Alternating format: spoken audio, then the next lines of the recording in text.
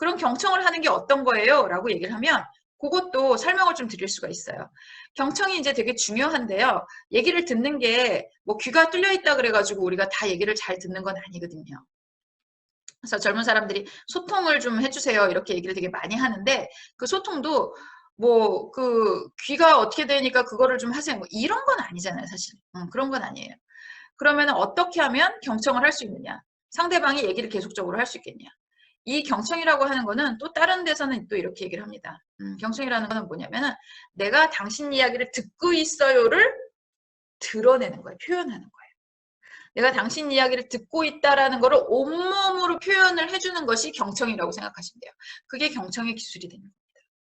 그래서 그냥 가만히 이렇게 듣고 있으면 상대방이 이 사람이 이 얘기를 듣나 안 듣나 그게 잘 이제 안 와닿죠. 근데 이제 이런 여러분들이 행동을 하시게 되면 저 사람이 듣고 있구나라는 생각을 하게 돼요.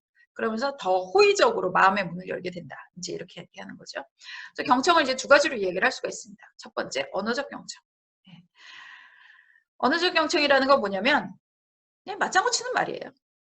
누가 이제 얘기를 하잖아요. 그럼 거기서 이제 맞장구를 치는 거죠. 뭐 어떤 말이 맞장구 치는 거가 있죠. 예, 뭐 그렇죠. 뭐 이런 것들이 다 맞장구를 치는 거죠. 그래서 이제 그 젊은 친구들이 하는 말, 뭐 헐 진짜 대박. 이게 다 맞아 맞장구 치는 얘기예요. 그래서 얘기할 때 헐 진짜 대박. 이 얘기하면 진짜 하면 그 남성들은 좀 이상하다고 얘기를 해요. 내가 그럼 거짓말했냐 이런 식으로 얘기를 하지만 그냥 내가 잘 듣고 있어. 이제 이런 식으로 이제 표현을 하는 단어들이죠. 그리고 우리가 조금 수준 있게 얘기할 때는 그자로 시작하는 단어를 많이 써요. 그렇지, 그럼, 그렇구나. 이런 것들을 많이 이제 얘기를 해주게 되면 상대방이 내 얘기를 듣고 있구나 이런 생각을 하게 돼요. 그래서 이런 맞장구 치는 말을 보니까 한국 사람들이 그 미국 사람들보다 훨씬 더 많이 쓰더라고요. 그래서 여성들이 이렇게 대화하는 걸 보시면 누가 말하는 사람이고 누가 듣는 사람인지 알 수가 없어요. 이 맞장구 치는 말을 엄청나게 적극적으로 하게 됩니다. 그래서 이런 부분이 이제 굉장히 중요한 말이고요. 그런데 이제 뭐 그럴 경우가 있어요. 내가 상대방이 하는 얘기를 동의하지 않아요. 저 사람이 얘기를 하는데 동의하지 않는 상태에서 그 경청을 할 때는 어떻게 하냐. 아까 제가 얘기한 것처럼 이제 뭐 부장이 됐는데 적극적으로 안 하고 뭐 이런 것들에 대해서 계속 컴플레인을 한다라는 거죠. 그런데 그거에 대해서 저는 성모님과 생각이 다릅니다. 이런 마음을 이제 갖고 있지만 거기서 얘기를 계속 들어줘야 돼요. 관계 형성을 이제 해야 되는 거죠. 전략적이고 의도적인 거라 그랬어요. 그래서 거기서는 그렇게 내가 동의하지 않는 얘기를 맞아요, 맞아요 하면서 하면 안 돼요. 그럴 때는 어떤 식으로 경청을 하냐? 그렇군요. 그랬군요. 그럴 수 있겠군요. 이런 식으로 하면서 유보적인 입장을 취하면서 그거에 대해서 맞장구를 쳐주면 됩니다. 엄마 나 이런 거 사고 싶어요. 이게 너무 멋있어요. 나 사줄 생각 없어요. 근데 이제 얘기를 할 때 들어줄 때는 그렇게 아유 그래 그런 게 있어. 아유 그런 마음이 있어. 아유 또 네가 그걸 하니까 그런 생각이 들었구나. 이렇게 얘기를 해주시면 돼요. 엄마 이거 뭐 너무 멋있어. 나 이거 살 거야. 막 이렇게 얘기하면 그래 사라 아니면 사지 마. 이렇게만 사람이 대화할 수 있는 건 아니거든요. 아유 그래 그런 게 있어? 그렇구나. 아유 또 그런 생각이 들었어. 이제 이런 식으로 이제 그 맞장구를 쳐주게 되면 상대방의 이야기를 들어주는 게 되는 거죠. 그럼 그 사람은 그 얘기를 계속적으로 얘기를 하죠. 근데 아유 그렇지. 근데 엄마 이거 비슷한 거 다 있으니까 안 살래. 뭐 그러시든가. 이제 이렇게 넘어가면 그냥 얘기가 스무스하게 넘어가는 거죠. 근데 거기다 대고 엄마 이거 너무 멋있지 않아? 나 이거 너무 갖고 싶어. 막 이렇게 얘기를 하는데 너 그런 비슷한 거 있잖아. 그러면 거기서 대화 단절 이렇게 되는 거예요. 그래서 더 이상 소통이 이제 이루어지지 않습니다. 그래서 이런 언어적 경청, 내가 동의하지 않은 말에도 않는 내용에도 이렇게 경청을 할 수 있다. 이렇게 말씀을 드리는 거고요. 두 번째는 이제 비언어적 경청입니다. 이 비언어적 경청이라고 하는 건 뭐냐면 여기 이렇게 쭉 나와 있는 것들이 있어요. 바디랭귀지 뭐 이렇게 얘기를 하고 뭐 그러죠. 그래서 비언어적 경청에서 이제 가장 중요한 것이 뭐냐라고 얘기를 하면 일단 집중해서 듣는 거라고 얘기를 하죠. 집중해서 듣는. 그래서 영어로 어텐딩이라는 단어를 쓰기도 하는데요. 그러니까 딴짓 안 하는 거예요. 바깥에 쳐다보고 뭐 이렇게 뭐 이걸 만지고 뭐 이런 거 막 뒤적거리고 이런 거 안 하는 게 이제 첫 번째다. 그래서 내가 당신 얘기를 듣고 있습니다 하면서 이렇게 딱 이런 자세를 취하는 게 이제 첫 번째라고 얘기를 하고요. 그리고 이 다음 것들 이제 여기에 해당이 되는 거죠.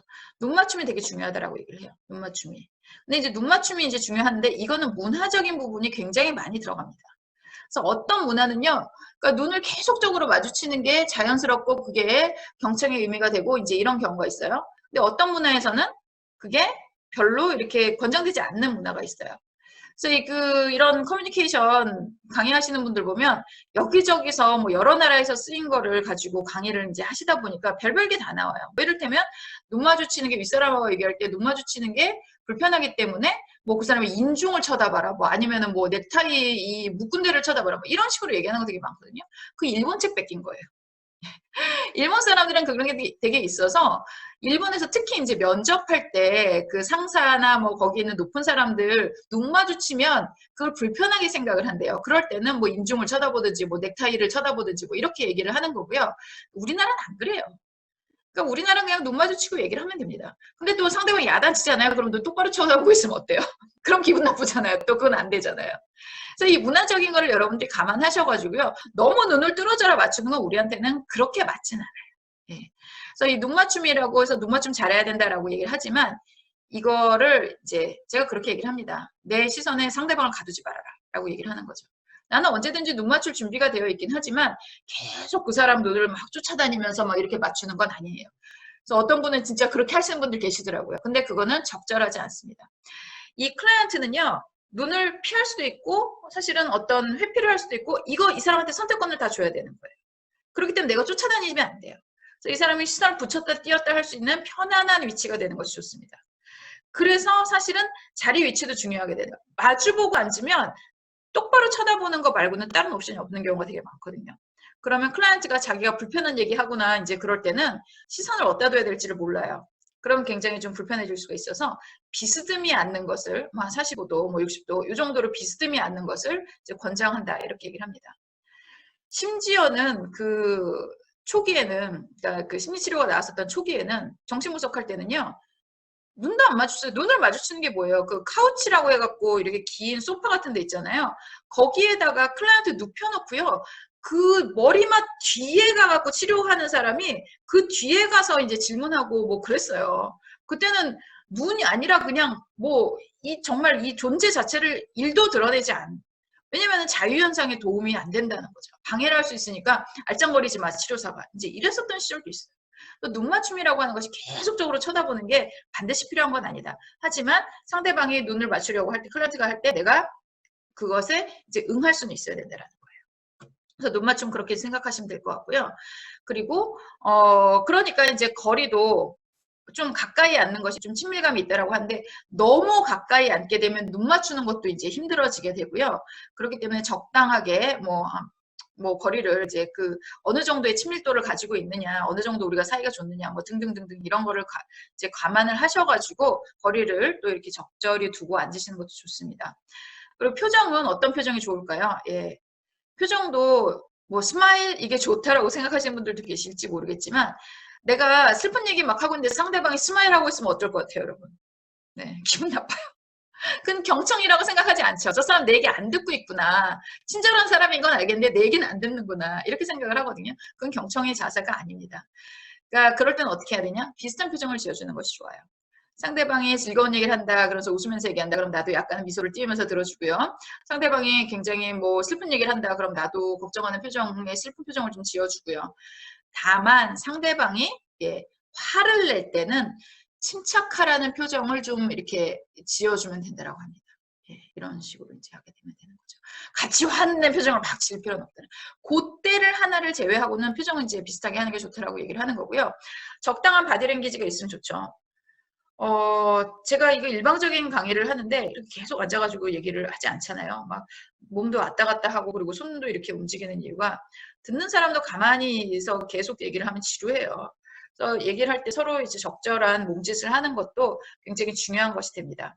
그리고 고개를 끄덕끄덕 한다라든가 이제 이런 몸짓으로 내가 당신 이야기를 듣고 있어요. 이런 거를 표시를 할 수 있는 경우 되게 많죠. 뭐 얘기를 할 때 뭐 이제 앞으로 이렇게 몸을 좀 땡겨가지고 얘기를 듣는다거나 이런 것들도 사람들한테 아, 저 사람이 내 얘기를 열심히 들어주고 있구나 이런 느낌을 주게 돼요. 이런 것들이 있습니다. 그리고 목소리 톤 크기 이제 이 얘기를 좀 해보겠는데요. 무엇이든지 얘기를 할 때 여기서는 끝을 내리라고 얘기를 합니다. 예. 그래서 질문을 할 때도 평서문으로 이렇게 끝을 이렇게 내려서 얘기를 하라는 거죠. 그럴 때는 어떤 생각이 드셨어요? 라고 이제 얘기를 하는 게 아니라 그럴 땐 어떤 생각이 드셨어요? 이제 이런 식으로 얘기를 하게 되면 상대방이 덜 부담을 느끼게 된다는 거예요. 끝을 싹 올려갖고 하면은 뭔가 정답을 말해야 될 것 같거든요. 그리고 내가 뭔가 잘못하고 있는 그런 느낌이 들어요. 그런데 이제 뭐 여기서 끝을 살짝 내려주고 이제 그 평소문처럼 얘기를 한다. 그러면 그런 부담이 굉장히 줄어듭니다. 그래서 뭔가 빨리 대답을 해야 되겠다. 이런 부담도 좀 상당히 줄어요. 그래서 이런 것들을 할 때 사람들이랑 얘기할 때 질문을 할 때도 이렇게 끝을 좀 내려라라고 얘기하죠. 제가 코칭을 시작할 때는 언제나 첫 번째 하는 질문이 뭐냐면 어떻게 지내셨어요? 이거예요. 어떻게 지내셨어요? 이렇게 물어보지 않습니다. 그럼 뭔가 거기서 내가 뭘 잘못하고 있는 것 같은 느낌이 들잖아요. 어떻게 지내셨어요? 그러면 예, 뭐 제가 그랬고요. 어쩌고 저쩌고 이제 얘기를 하시는 거죠. 그리고 그 어떻게 지냈는지가 아니라 다른 얘기를 하셔도 돼요. 저는 오늘 이런 얘기 하고 싶어요. 뭐 이런 질문과 상관없는 얘기를 이제 하게 되거든요. 근데 이 질문과 상관없는 얘기를 할 수 있는 마음의 부담을 줄여주는 게 이 평생문처럼 얘기하는 거예요. 그래서 이런 것들도 여러분들이 좀 생각을 해보시면 좋을 것 같아요. 그래서 제가 사실은 말도 되게 빠르고요. 제가 예전에 이런 동영상 강의를 한 적이 있어요. 10년 전에. 제가 그러고서 정말 다시는 이거 하고 싶지 않다라고 해가지고 지난 10년 동안 거의 안 했거든요. 근데 지금 상황이 이렇게 되었고 이제 하고 있는데 이거 했을 때 그 온라인 교육 만드는 업체에서 하시는 분이 하시는 말씀이 제가 다른 그 교수님들에 비해서 말을 1.5배를 많이 한대요. 말을 되게 많이 하고 여러분들 들으시면 아시겠지만 말도 되게 빨라요. 그리고 예, 피치도 되게 높아요. 그래서 저도 이렇게 제가 녹화한 동영상 보고 있으면 막 귀가 앵앵앵앵 막 거리거든요. 그래도 그거를 그래도 여러분들이 그 뭐 이렇게 긴 시간을 들으실 수 있는 이유는 뭐냐면 제가 말끝을 다 내려요. 근데 제가 말끝까지 다 올리면 굉장히 여러분들 들으시면서 피곤하실 거예요.